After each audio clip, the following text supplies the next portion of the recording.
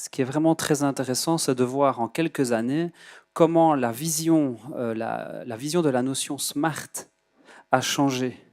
Il y a quelques années, quand j'ai commencé à travailler cette notion, pas à l'échelle de la ville, mais à l'échelle des écoles, puisqu'on parle de smart school déjà depuis très longtemps, on voyait les choses uniquement par la porte d'entrée technologique.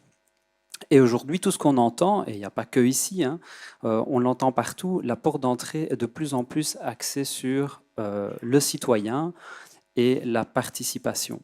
Et c'est vrai qu'à Namur, et heureusement aujourd'hui un peu partout, euh, la Smart City devient cette ville intelligente se traduit non plus par l'intelligence technologique, ce qu'on appelait la ville technologique, mais bien par l'intelligence des usagers. Alors qu'est-ce qu'un usager? C'est bien entendu le citoyen, mais c'est aussi l'entreprise, c'est l'association, c'est l'institution, comme l'université ou comme les institutions politiques, quelle que soit leur échelle. Et donc, voilà, la vision qu'on a, nous, à Namur, de la ville intelligente, c'est avant tout une somme d'outils et d'acteurs qui peuvent nous permettre d'atteindre certains objectifs. La Smart City n'est donc plus un but en soi, mais bien un ensemble d'outils, et ça change tout. Avant, on pensait que la technologie était en but en soi, aujourd'hui, elle est devenue un outil. Alors, ce qu'on fait, nous, à Namur, singulièrement, on s'appuie sur deux piliers, c'est la donnée et le citoyen et tous les usagers. Alors, en ce qui concerne la donnée, on est en train de développer toute une série d'outils, dont un qui fait vraiment le buzz pour l'instant, en tout cas dans le petit coin namurois, c'est cette fameuse maquette en 3 dimensions, donc la maquette numérique de la ville, hein, que je vous invite à aller visiter à partir du 5 juin. Je pense qu'elle sera rendue publique et c'est un outil, c'est vraiment un outil, même en ligne, on pourra s'en servir, pas simplement la visiter. En termes, par exemple, d'enjeux paysagers, ça facilitera la vie des services de l'urbanisme, mais aussi des architectes ou des grands acteurs, des grands projets urbanistiques, où on pourra vraiment intégrer les projets à l'intérieur de la maquette. Voilà pour un exemple. C'est évidemment la plateforme Open Data, avec tous les enjeux économiques qu'il y a derrière. Hein, cette plateforme est aussi mise en place. Tout ça sont des outils assez classiques. Ma foi, aujourd'hui, ça sort partout et tant mieux. Plus important, je pense, et j'oublie de mettre ma dia. Je suis venu avec une dia et j'oublie de la mettre. Voilà. Ah, zut. Voilà. Plus important, c'est la participation citoyenne, parce que la Smart City, elle pose aussi et avant tout la question des enjeux démocratiques. Jusque-là, on vit dans un système démocratique représentatif, mais de plus en plus, on sent que le citoyen et les associations poussent, hein, pour élaborer et mettre en œuvre ses propres projets, et même souvent sans le politique. Hein. Et donc, c'est un petit peu ce qui illustre cette image. La ville intelligente, elle doit s'appuyer sur l'intelligence individuelle et collective de ses citoyens. Alors, comment mettre en œuvre ça? En faisant de la participation citoyenne. Et ici, l'expression est importante. À Namur, on n'a pas un projet de mettre en place une plateforme de participation citoyenne, mais bien on a un réel projet de participation, là où la plateforme va devenir un simple outil.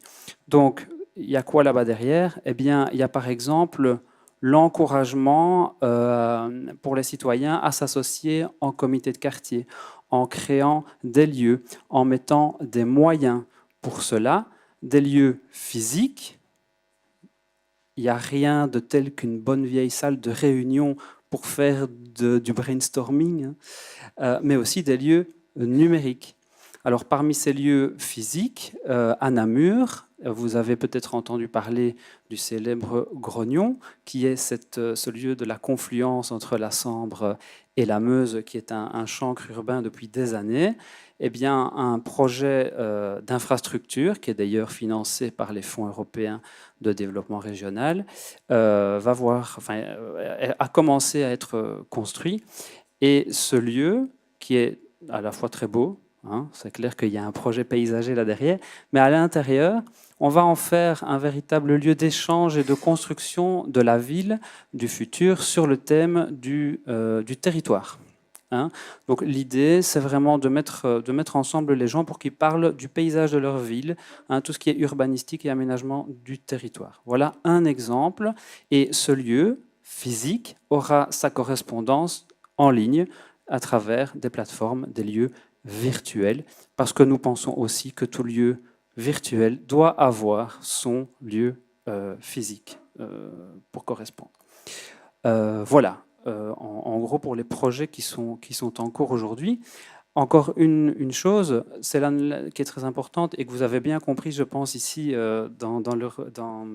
ici dans la région, c'est la notion d'échelle. Les enjeux urbains, les enjeux des villes ne sont pas toujours travaillés à la bonne échelle. Il y a des enjeux qui sont clairement liés à un territoire d'une commune, mais parfois la porte d'entrée, elle est meilleure quand on travaille à l'échelle d'un quartier ou à l'échelle d'une région, voire à l'échelle d'un État, voire à l'échelle européenne. Et je disais tout à l'heure que l'intelligence d'une ville, c'est avant tout de voir comment elle travaille avec son écosystème, avec ses usagers, mais c'est aussi de voir comment elle crée des partenariats avec d'autres communes, hein, et avec éventuellement d'autres régions et d'autres lieux dans le monde. Et je ne peux pas ne pas citer ce que nous faisons en Wallonie à l'échelle de la région wallonne, c'est les rencontres que nous avons tous les mois, c'est quand même pas rien tous les mois, avec mes collègues d'autres villes dont certains sont présents ici, et où nous discutons justement des enjeux, des projets, où nous échangeons et où nous pensons que certaines thématiques doivent être aussi travaillées à une échelle plus large. Il serait, je crois que tout le monde a compris qu'aujourd'hui, travailler une thématique comme la mobilité, par exemple, si ça doit se travailler à l'échelle d'une commune, doit aussi se travailler à l'échelle d'une région. Et c'est pour ça qu'une Smart City ne peut que s'inscrire dans une Smart Région. Voilà, merci.